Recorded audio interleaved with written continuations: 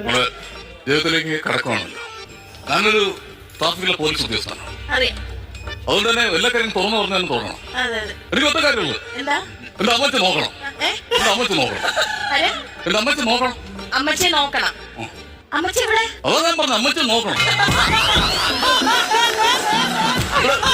ഇവിടെ ഉണ്ട്. മോളേക്കാൻ വേണ്ടി ഈ ഭാഗത്ത് എവിടെ ഉണ്ട്? നോക്കി വേണം നമ്മൾ തുടങ്ങാൻ. ചേട്ടാ, ഞാൻ ഒരു കാര്യം പറഞ്ഞ ചേട്ടാ അനുസരിക്കോ?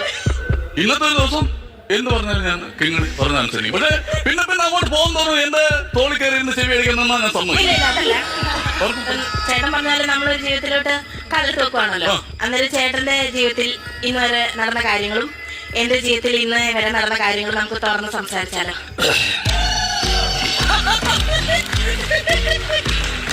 ഇന്നത്തെ രാത്രി തന്നെ എല്ലാം പറഞ്ഞ് തീർക്കണം.